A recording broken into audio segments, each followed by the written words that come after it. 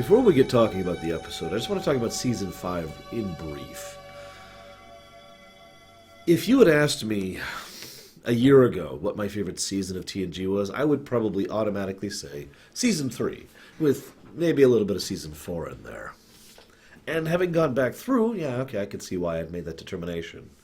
But the thing is, I've been thinking about it recently, and obviously we're not there yet, but if you were to look right here at the list of episodes coming up for Season 5, we've got Darmok, Ensign Row, Silicon Avatar, Disaster, Unification 1 and 2, Conundrum, Cause and Effect, First Duty, Cost of Living, Perfect Mate, Iborg, Inner Light, Time Zero. All of this stuff is in Season 5. That's a hell of a laundry list.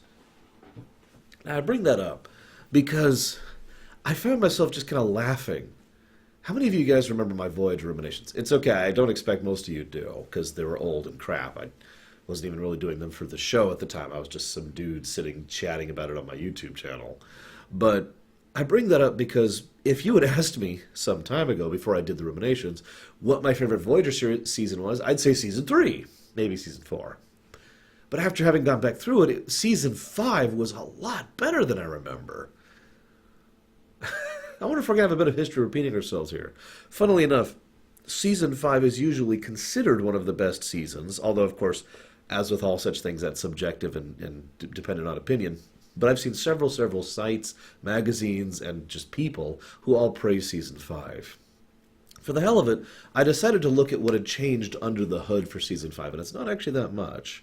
First of all, Brendan Braga was brought on as a main story editor, which I think was a good move, because as I've said before, despite certain things, I do actually think Brendan Braga is a fairly talented individual who definitely has a lot of legitimate passion for the work, so, I mean, you know. I feel like I've given my opinion on him plenty of times over on Voyager, so I don't need to repeat that here.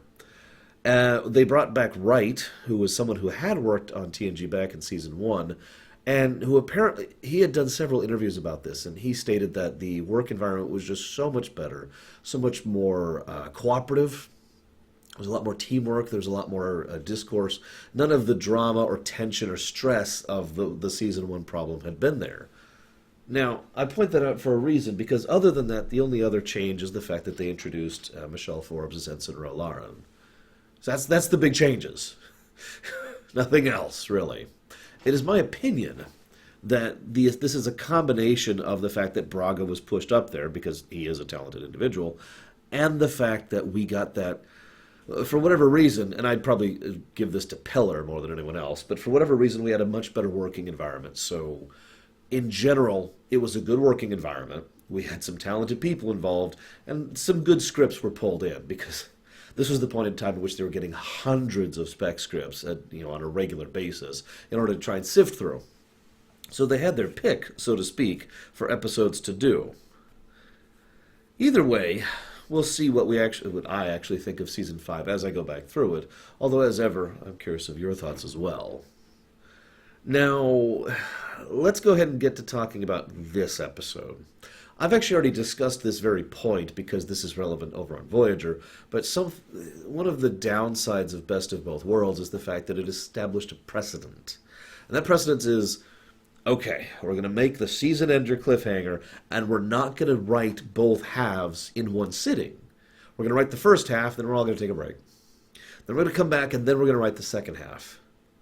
Now, that kind of worked out for Best of Both Worlds, but as I've pointed out several times, that wasn't really by design. There was just so much in the air, behind the scenes and under the hood, with regards to Star Trek TNG. That's why they didn't write Part 2. It wasn't a deliberate creative choice, but it has established a creative precedent, which again would continue forward all the way into the Enterprise era, actually. So Redemption Part 1 was written with no intention or design of Redemption Part 2. Then they came back months later and wrote Redemption Part 2. And it shows. And to be perfectly frank, I think it shows in almost every two-parter that follows this same pattern over the next 8 or 9 years. I forget exactly how long, but all the way up until Season 4 of Enterprise. Which, of course, brings me to my opinion. Now, before rewatching this episode, I have to admit, I didn't like it. Like, in my memory, this is an episode I usually just kind of skip over. And I know what you're thinking, huh? You know, Lore, how could you possibly dislike such a valuable, awesome episode of awesomeness? To which all I can say is, well, the data drama, the censor net, Sela, and Worf coming back to his post with no consequences. All four of those story points bugged the crap out of me, to the point where it just detracted from my enjoyment of the episode. Well, having rewatched it with analysis mode on, I could say, yeah, no, there's a lot of serious flaws in the episode. In fact, there was one tiny little thing, and I'm only pointing this out because I feel like I must. You remember how I've made a fuss both other times? They've been like, we can't warp inside a system, because it was once on DS9 and once in Star Trek The Motion Picture. They make a casual reference in this episode which could be interpreted to the fact that they can't warp in system. Even though, as I've pointed out before, they do warp in system many times in these shows, so that's another layer of stupid. Let's talk about the episode. I'll address these points as we go. So first we have Kern. And, you know, haha, Kern uses strategy to try and pull a win out of thin air. I don't want to sound dismissive. I really don't, but there's 2 points in this episode where Ronald D. Moore, who is the author, basically tries to employ military strategy. How do I phrase this? It's really basic, is what I'm trying to say. It's very obvious that Ronald D. Moore does not have experience or is versed in military tactics. Now, that's not really an insult, per se. As I've said many times, it's actually kind of ridiculous to assume that a writer is sufficiently versed in all fields that they're writing for. But this is why creative consultants exist. And that's why that's a regular job. Why you can reach out to a science advisor or a biology advisor or a physicist or a military tactician or a historian or someone who could add the expertise you, the author, lack so that you now have the information to write it correctly. And obviously they didn't do this here because the first tactic is, I'm going to do this thing off of this bit of flaming inverted oatmeal in order to destroy the ships. And the second tactic is, oh no, look, there's a hole in my lines. Both of which are very, base surface level tactics. Now, surface level tactics can work, as any student of history can tell you. Plenty of times, base level tactics are very adept at succeeding. Usually, in a situation in which it's everyone's just and then they look up and they don't really have time to think about the fact that they're being led into a trap, so they just kind of go for it. I mean, for God's sakes, the encirclement of a larger army by a smaller force was actually a very simple tactic when you think about it. But of course, in the moment, nobody could have possibly perceived that, right? Some of you know what I'm referencing. Anyway, so then we cut to Picard and the Admiral. And Picard says, so, the Duras are winning. And she says, none of which is our concern. Now, I'm not fond of slapping people who are not male, but I wanted to slap her for that because that's such a stupid thing to say. I feel like I made this point last episode, but let me reiterate this very clearly. If you were to argue from a moralistic perspective, this is absolutely their problem. There is a functionally evil force being manipulated by an external, also evil force, which is trying to make things worse for everyone involved. This is effectively a clandestine takeover. That is absolutely the concern of the Federation. Or, if you want to look at it from a purely political perspective, this is one foreign nation exerting considerable influence over another foreign nation, which is absolutely your concern. Both perspectives, whether moralistic or political, make this something that the Federation should care about. And yet all her only defense is this is by definition an internal matter. I feel I've already made my point on that, so let's just move on to the next point. Picard says he wants to make a blockade. Did you guys know that in real-life history, a blockade is actually considered an act of war if it is provoked? To put us in specific words, let's say I set up a blockade of you, and you're made up a stand, and I'm made up a stand too. We got really uncreative with our nation names. And my blockade is here. That might not be an act of war until it's challenged. If I turn away a ship, or you try to run it, and I end up destroying one of your ships, and you can see why this is then a declaration of war, an act of war on my part. And yet, the Federation is going to set up a blockade on the Romulan border. Remember, this is Romulan Klingon side of space. And that's not considered an act of war. It's also worth noting... Later, I'm just going to skip ahead here because this is dumb. The whole tachyon grid plot is dumb. I'm sorry. Because, first of all, the very fact that it works is insane. They actually mention the distance between ships in millions of kilometers, which probably sounds like a long distance. Do you guys know that space is huge? For these ships to be within, millions of clicks of each other means that they are relatively nearby. They're effectively in visual range of each other. And they've got this net in between them, which means they're covering a fraction of a fraction of a fraction of this border between the Romulans and Klingons. Considering how fast Warp 1 is, which I remind you is the speed of light, it would take the Romulan ships a few seconds, maybe minutes if they wanted to be careful, to go completely around this barrier, left, right, up, or down. This whole we're going to defend the border thing with a tachyon grid is dumb on every level. Now, upon rewatching with analysis mode on, I noticed that they imply something that the visual effects do not. The visual effects make it look like they've got beams of tachyons or whatever going in between each ship, and those beams then are crisscrossed sufficiently so that they have a density enough that a ship would actually have to physically traverse one of the beams to go through.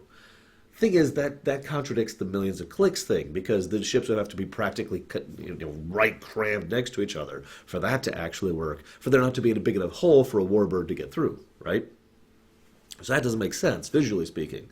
However, the dialogue supports the idea that's effectively what's happening, despite the graphics department portraying this as the exact opposite, is it's more like each ship is letting out a wave of tachyons from where they are in a full three-dimensional space.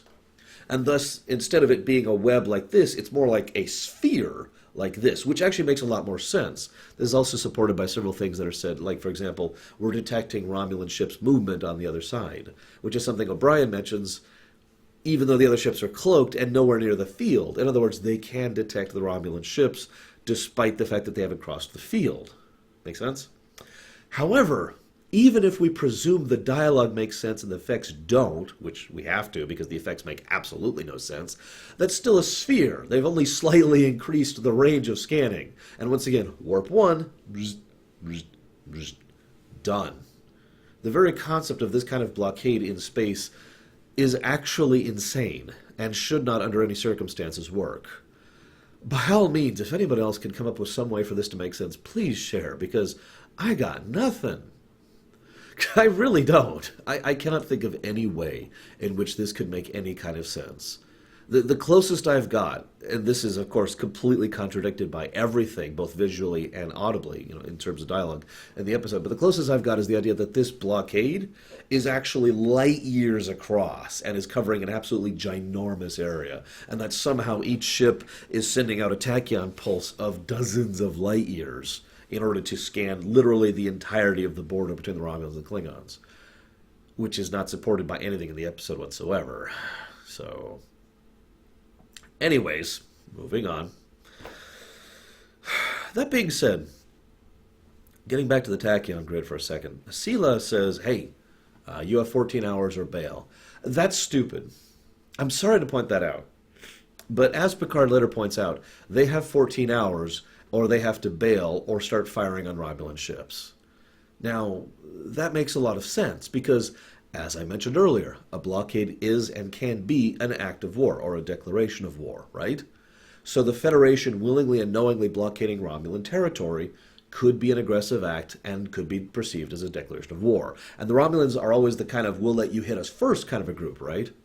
So the fact that she gives them 14 hours, in other words, we're going to show that we're the reasonable ones, is very Romulan. The catch is, if she had lowered that time limit, you have 1 hour, you have 2 hours maybe, then she would have probably just flat out caught them, because as Picard makes clear, they're not willing to actually push this to the point of war. So if she said you have an hour, they would have just had to take their blockade and gone home.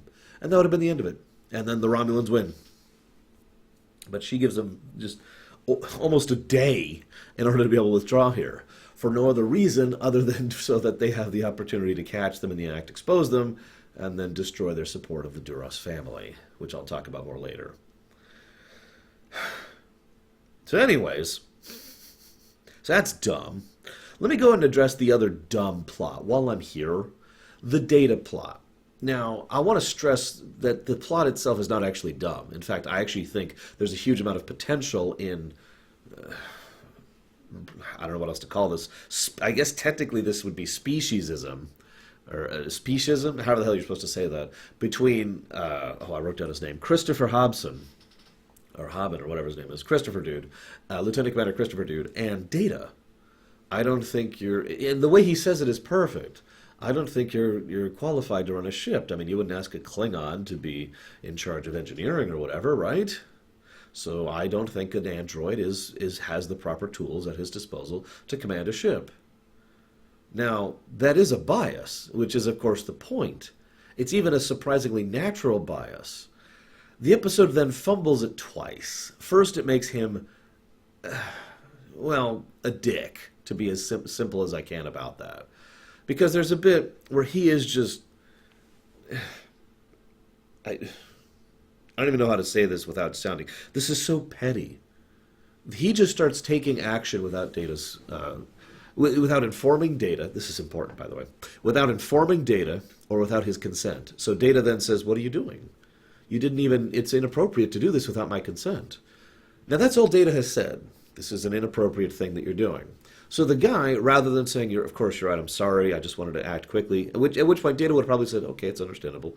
Just remember it for next time. Instead, the guy says, cancel our orders, return the power.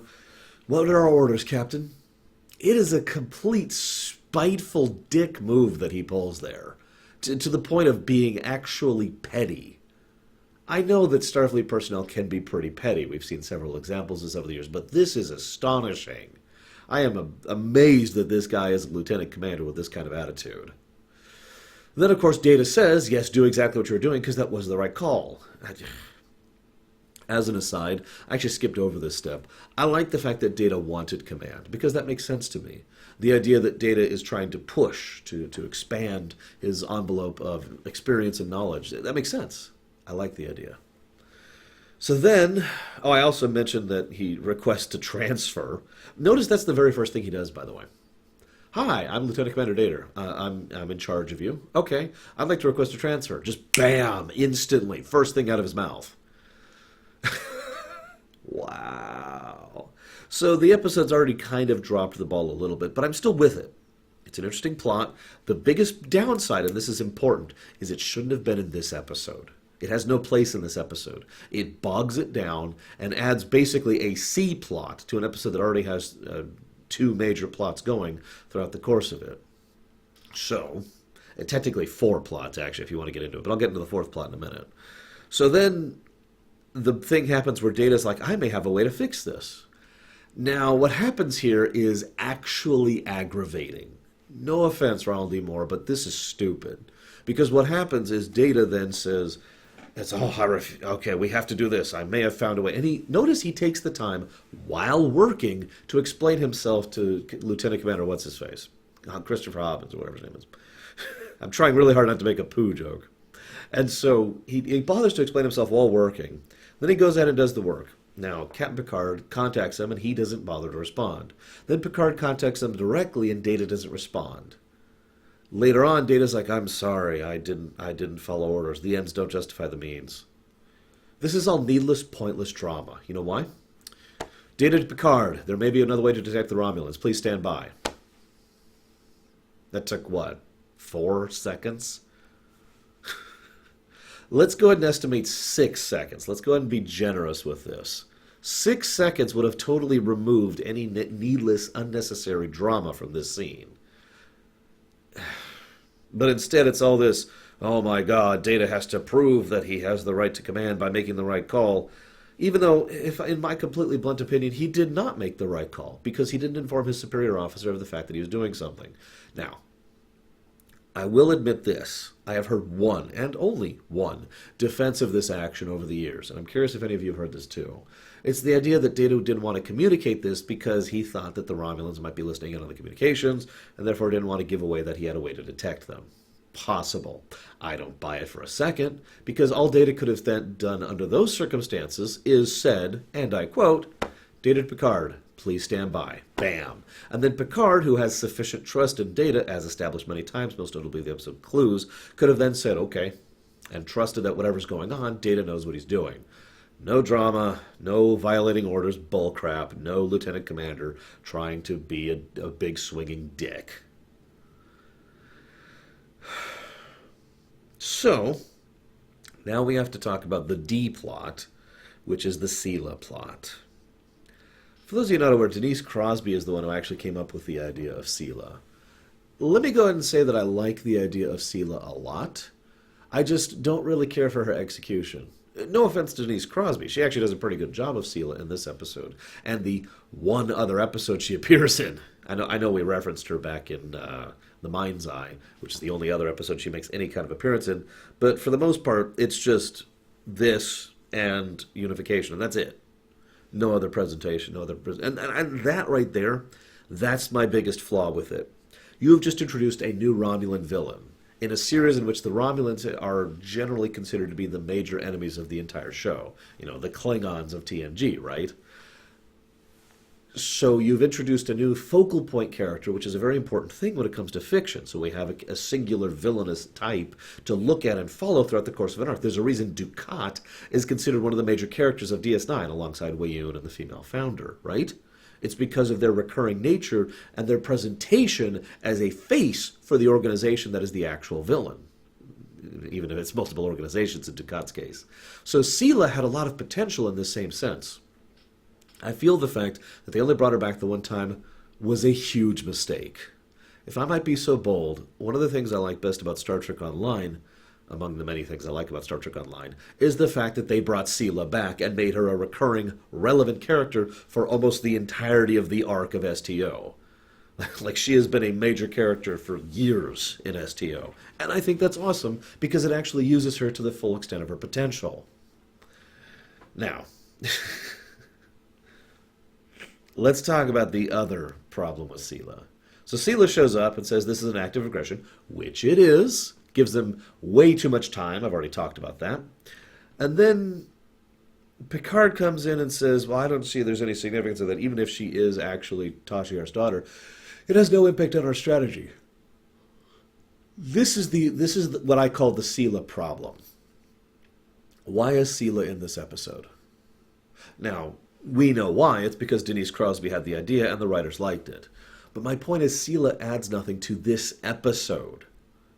Now, you could say her inclusion would have been everything I just mentioned. This is the introduction of the new Romulan threat, the new Tomalak. But no, because she's only seen one more time after this, so that's not it. And according to the creators themselves, I'm not going to bring up the quote, Sela was never created to be a recurring character. So that was never the intention from the word go. So why is she in this episode? That's my point. They brought Sela in, and they had this big thing with the consequences of yesterday's Enterprise happening for no reason. I am very big on continuity. But what I am even more big on is continuity that has a frickin' point to it. If you suddenly say, hey, you recognize that jacket? It's the same jacket he was wearing 13 episodes ago. I will say, okay, why does that matter? Now, setting continuity is a thing, and it matters in its own way. But you don't bring in a major plot point. They actually paused the episode for several minutes to discuss the Sela thing and to explain the Sela thing and where she is and where she came from. And we, of course, the audience, know she's telling the truth, and everything there is presumed as accurate. Why in God's name did they decide to include this and have it have no impact? That's what pisses me off. The inclusion of Sela is basically just, and let me rephrase this, if you had replaced Sela with Tomalak, it wouldn't have changed anything. And that's the problem. Have this be relevant in some way. Instead, what happens is, effectively, the episode pauses because, and Ronald D. Moore commented on this, he felt he had to explain who Sela was to people who hadn't been following the series, who hadn't seen yesterday's Enterprise, and didn't know about the backstory of the series. So he felt like he had to pause the episode to explain why she's here, and then get back to the episode where her relevance is not. As an aside, though, I do want to mention one other thing. You'll notice Sela is young. She is, in fact, 23 in this episode. We have that figure. Roughly 23, because she was born a year after 24 years ago. I only point that out because she is a very high-ranking member of the Romulan military. She is someone who has a general under her command. Just keep that in mind, because I'm going to be bringing that up again in Unification. Now, usually I don't like to yell at something unless I have some kind of proper criticism to give, a counter-argument to give. But honestly, I'm not sure what else I could have done with Sela other than what I've already suggested, which is to make her recur more often. Within the confines of just this episode, Sela's inclusion doesn't really mean anything, and I'm not sure how to make it mean anything. With one notable exception. There is a scene where Lursa and Bator approach Worf and basically try to convince him to their side. Now, I'm actually going to talk about it in a minute because I haven't talked about the Klingon side of this episode at all yet. But I'm bringing this up because shortly thereafter, Sela just shows up on the view screens and says, "Everyone, chill. He's obviously not going for it. You failed. I need info from him. Go interrogate him." Sela shows up on a view screen, looking and sounding a whole lot like Tasha Yar, while Worf is standing right there. No reaction. That's how you make Sela matter for this episode. Have Sela not matter to Picard so much as to Worf. Someone who is far more emotionally and morally entangled in this. Someone who is allowing himself to become compromised by the fact that apparently Tasha's there. Rather than having Sela give her big speech to Picard about who she is, have her give the big speech to Worf. And this explanation of who and why and what. And have Worf disbelieve it. No, I cannot. And yet at the same time, have this obviously bother Worf, because on some level or another, he does actually believe her. And on some level or another, the very fact of being an opponent of the daughter of his friend and trusted comrade, who he actually had to take the reins of, remember, he actually had a line about, "I will, do my best to honor her by doing her job to the best of my ability," right? Remember that? Have this impact him. Have this bother him. And, just because I like tying everything in together, have this then be more of an explanation of, his lack of Klingonness. That he eventually decides that the fact that she happens to be the daughter of someone he knows doesn't matter, any more than Taral being the son of Duras matters. Thus leading to the thing at the end and giving him an explanation for why he decides to spare Taral. Because he has decided that in a very non-Klingon manner, he doesn't agree with the sins of the father affecting the children. Make sense? That's what I would have done. So, I guess that's about it. Let's go ahead and talk about the actual Klingon story. So, there's a really great scene where they've got a Klingon bar, and a whole bunch of Klingons are just running around, fighting and beating each other up and drinking and eating, including enemies who are enemies as recently as yesterday. First of all, I just want to say that that's awesome. And I mean that sincerely. That is a very Klingon thing to do. Basically, it's kind of like... Well, actually, I'm not sure there's a real-life equivalent of this. It's the... Obviously, we're trying to kill each other on the battlefield, but off the battlefield, we're all warriors. We're all just fighting for glory and honor and whatever, right? So there's a strange sort of camaraderie between sides because they're all Klingons. So, as Kern himself says, it's neutral ground. Neither side really hates or tries to kill the other. We're all just Klingons here. Who gives a crap? Yeah, and that's just such a wonderfully Klingon thing that I love it. I also want to give special praise because a lot of work was put into trying to make it look like a suitably Klingon tavern rather than a more human tavern. Although I've seen human taverns that get like this in real life, but that's neither here nor there. I do want to mention one thing really quick. You ever wonder what Klingon janitorial services are like? I know that sounds like a strange thing, but speaking as someone who's worked as a janitor for many, many years, all I see is a bunch of food that's being left out, a bunch of water and wine that's being spilled all over the place, and a bunch of sweat and blood that's being splattered all over the place. Like, either they just leave that all there, which is incredibly unsanitary and gross, or they actually have a really excellent janitorial service. Just weird thought went through my mind as I was watching the episode. So then we see the bit where some random dude challenges Gowron. Now, I know I've already talked about this, but this is the first time this really is being brought to a head. So please forgive me for repeating myself. I've been discussing so many aspects of Klingon politics and culture that it's easy to forget that a lot of that comes from this very episode. To wit, someone says, "Hey, Gowron, I think you're a crap leader," and draws a knife on him. So Gowron draws a knife on him and they start fighting. Worf looks at this, from a fairly obvious perspective. This is stupid. What are you doing? We're in the middle of a war. Dude, you can fight each other later, okay? Okay, do we have to do this right now? But the problem is, and this is, of course, the one thing that I really enjoy about this episode. I complained about the data stuff. I complained about the tachyon grid, and I complained about Sela. The Klingon stuff is good, as usual for Ronald D. Moore, pretty much the writer for the Klingons. Because what we see here is that Worf is slowly coming to realize that he really isn't Klingon. That he, as I mentioned in the last episode, this arc between both episodes is about Worf coming to realize the gulf of difference between his idealistic version of Klingon culture and the reality of it. Because the reality of it, and this does make sense in a strange sort of a way, is that all challenges must be met. Gowron cannot just say go away or no or whatever, because then he'll be perceived as weak. His external honor, his fake honor, will be challenged, and that challenge was not returned, which is as good as admitting guilt, which is as good as admitting that, yes, your challenge is correct, and I am not as good of a leader as I appear to be. Gowron has to return that challenge to prove that he is capable of fighting and leading his faction. And if he were to die, well, then the council would choose someone else, because that guy doesn't get to take over. That's not how that works. But if he dies, he has now proven that he was not capable of leading. Make sense? It's strange in its own way, and it is wasteful. Worf is correct. But you can also see the strange logic in the fact that Gowron has to respond here. Now, I'm sorry, I'm looking at my notes, and I have a line here that literally just says, the detection fleet is stupid. Let's move down from that. Worf, later on, complains about this to Kern. And Kern is awesome because he's played by Tony Todd.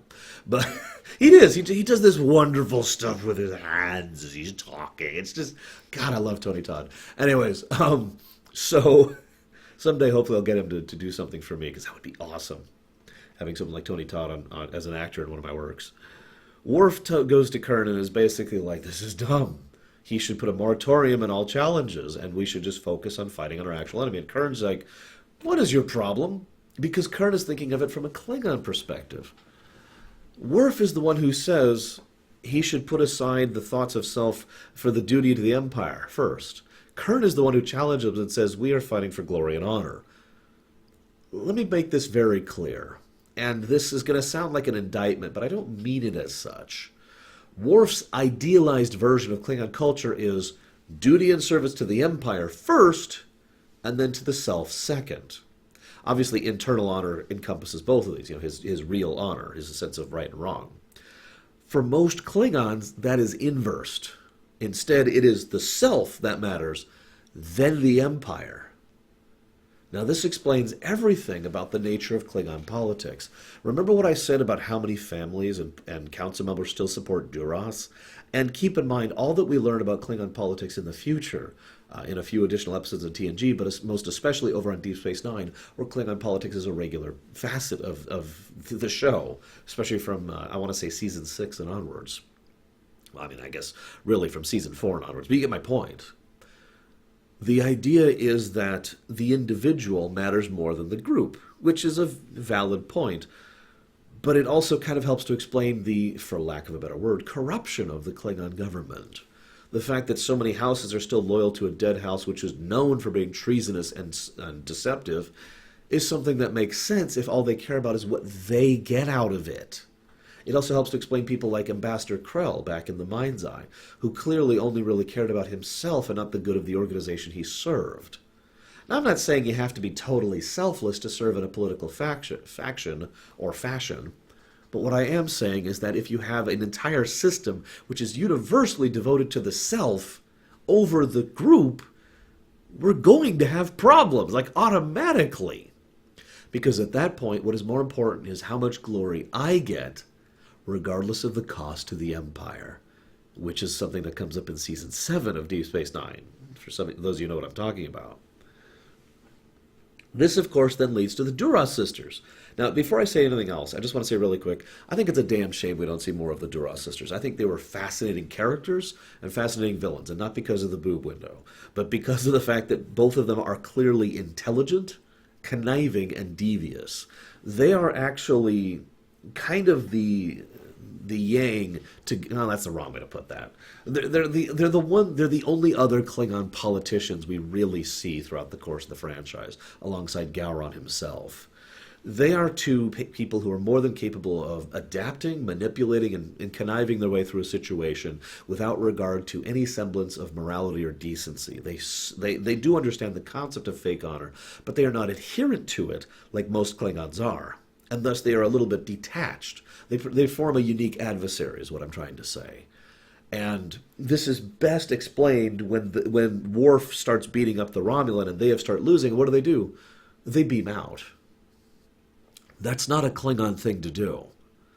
A normal Klingon politician would look at this situation and try to prove that he is strong or whatever by either dying gloriously against the incoming forces of Kern or trying to take down Worf, or would try to, as a last action, get revenge, probably by killing Worf. But neither of those are what Lursa and B'Etor do. They just think about themselves and getting the hell out of Dodge, which is a very non-Klingon thing. I think they could have done more with them. Anyways, but I bring them up because Lursa and B'Etor make an offer to Worf that virtually any other Klingon would have taken in a heartbeat. You become mated to B'Etor. No, that's not the offer. I mean, she's a very attractive woman. That's not what I mean. Because think about that for a second. That means he now effectively becomes the regent for the Chancellor-in-Waiting, Toral. That means Worf would be handed effectively the reins of the Empire alongside his new wife and her sister. He would be given a tremendous amount of power, position, and prestige, and would be given glory and external honor in untold amounts as they restructure the Klingon Empire under the new connection with the Romulans. And, of course, this would inevitably lead to war with the Federation, once the Romulans finally push that way, which would lead to even more glory and honor and blah, blah, blah. It's basically everything a typical Klingon would want, politician or no. Of course, Worf doesn't want any of that. He venerates internal honor over external honor, and the Empire and his service and duty and responsibility over his own personal desires. Not that I think he wanted this anyways, but my point being, he is the absolute worst person to make that offer to. I think it's actually funny that Sela calls it off so quickly. She's like, no, you failed. Because she's right. There was no way Worf was ever going to agree with this. So, and of course Worf has, I kind of mentioned this before because, Worf and the Sela thing I mentioned, but it's worth noting that Worf has quite literally zero reaction to seeing Sela on the view screen. He just kind of looks at it like, okay. Like it was just another Romulan. Sure. I should mention as an aside, Data is very harsh and practically yells at the Lieutenant Commander several times. Several people had issues with that. According to Brent Spiner himself, this was being done as a form of emulation, which I firmly believe. Data is more than capable of portraying the equivalent of emotion if he has basically seen it happen. He is effectively just purely emulating at that point. Probably my favorite example of that is in Theory, when he was yelling at Jenna because, this is all your fault. And then he immediately goes back to his normal self because all he was doing was yelling. He was repeating what he was supposed to do.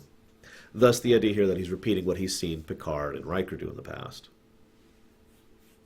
So, Lursa and B'Etor escape.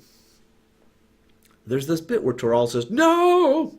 And I only point this out. This is a strange thing to comment on. Too often fiction uses the "no" thing. Way too often.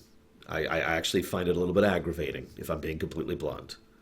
But I also bring it up because too often actors don't know how to say that line.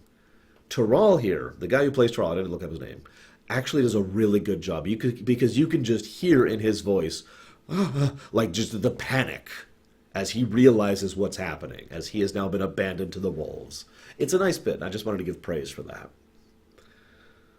So, I've had some people ask, hang on, why did exposing the Romulans matter? Well, Klingon politics, what? It's a Klingon political civil war episode. What do you want me to talk about? Klingon politics is all about appearance and how you respond to things. In other words, what I have universally been referring to as external honor. I used to call it fake honor, but I've kind of started adopting the term external honor to refer to this, because that's what other people use, and I don't want to be a complete obstinate person. A little bit obstinate, not complete. So, when it is revealed openly that the Duras support, network, that the people who were supporting Duras, that the Duras family itself was specifically being funded and supplied by the Romulans. Keep in mind, most of their supporters, most of their political allies within the Klingon Empire probably knew that. But now that it has been publicly shown, well, now they can't be seen supporting that. And thus, a family, you can see how this is almost typical nobility, isn't it? Oh my God, he's been supported by the Ottomans. I would never accept Ottoman support myself. Hide all the Ottoman gold. There we go. No, I denounce you for right? It's the exact same concept. They see this and they say, oh, well, now we have no more, we basically cannot attach ourselves to the Duras family anymore, because if we did so, we would now basically lose all of our external face, all of our appearances, all our public capacity for saying that we are a house of honor, because we knowingly supporting Romulans, no one's going to accept that. The Romulans are simply too hated on a universal scale amongst the Klingon Empire, culturally as well as politically. So, that's the end of that. Then Worf is offered Toral's life. I've already made my comment on that. I feel like they don't really build up to that moment quickly enough. It is still part of the overall arc of Worf acknowledging that he is not a Klingon. Instead, that he is a son of Moog. Of course, leading to that trope, or excuse me, that lorium that I mentioned earlier. I do still enjoy this episode. I really do, because there's some good stuff in here, and it's pretty much all the Klingon stuff. It's just, I feel like everything else is like a jab in my brain every time I watch this episode. Like, come on, really? I do want to mention one other side thing. This is the second instance of a fleet in Star Trek history. I know what you're saying, huh? Well, the first was back in Wolf 359. The second is here. They have 23 ships arrayed for this. And I only point that out because, not only speaking as a ship guy, but someone who is always bothered that Star Trek tends to handle ship engagements in the one-on-one or occasionally two-on-one kind of a level, it always bothered me that we never really saw fleets do anything in Star Trek. I only point this out because this was an important step for me for leading to what would eventually become Improbable Cause over on Deep Space Nine, when fleets actually started to become a thing in Star Trek. Regardless, I hope you've enjoyed. Welcome to Season 5. I'll see you next time. Kapla!